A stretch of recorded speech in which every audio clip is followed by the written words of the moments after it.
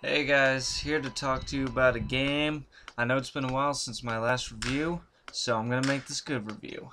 What am I going to talk about today, you might ask? Well, I'm going to talk about a game that, how can I say it? It's a really great game, and actually a lot of people do own it, but they don't give it enough credit. Because the previous game gets all the credit. And, by the title up there, you already know what it's about. Donkey Kong Country 3. Hey, you guys know that I love Donkey Kong.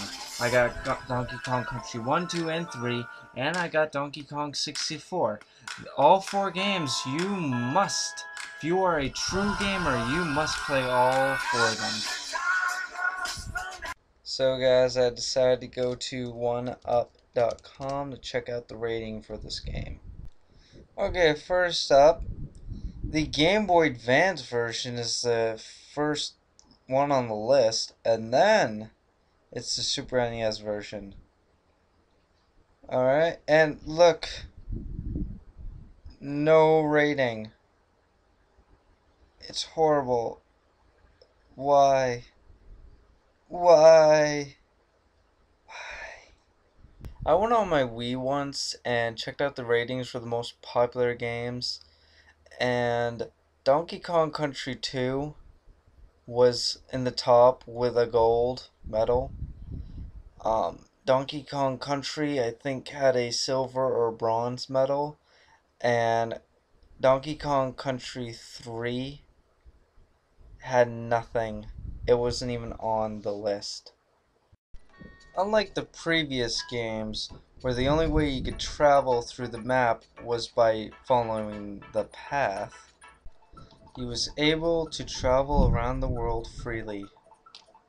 What did this mean, that you had all this ultimate freedom? The map was smaller. Instead of going through DK Mountain, you now went through this little tiny land. I don't even know where this is.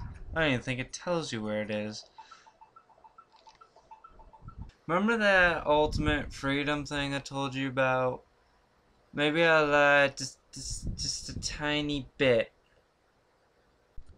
You only had freedom in the water. Other than that, it was just like the old Donkey Kong games. You had to go back and forth and do that. But once you got into the water, boom.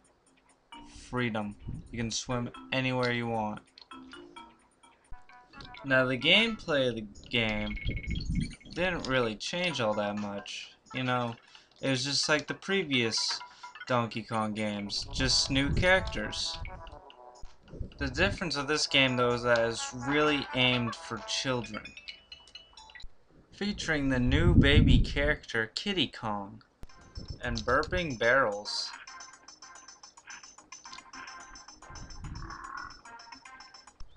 It's really brought a new way of playing Donkey Kong.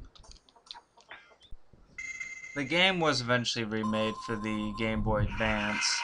Well, Rare, changing their name to simply Rare. So, it couldn't have been that bad of a game, because if it was that bad a game, I think Rare wouldn't have spent all this money making a remake. And what made this game not such a hit? Well, folks, it's right in the game. It was the N64 that made this game not such a hit. As you can see, it's obviously right in the game, and that's actually the theme song to Mario 64. So they planned this out. Yes, folks, the N64, my favorite console, was the reason why this game failed. This game came out a couple months after the 64 release. So everyone was saving up their money for the 64. Instead of, spending $20, $40, I can't remember the price. I was like 6, no, 5 at the time. I can't remember. But everyone was saving up their money for that, so they didn't buy the game. But here's the thing. every time I see someone with a Super NES, they don't have Donkey Kong Country or Donkey Kong Country 2. They always have Donkey Kong Country 3. And I don't get it. Maybe it's just the area I live. Maybe in Maine it was a hit. I don't know. But Donkey Kong Country 2 sold, I think, around double or triple the amount of than 3 did. So I honestly don't get it. But anyway, there's my review. I hope you guys enjoyed. Check you later.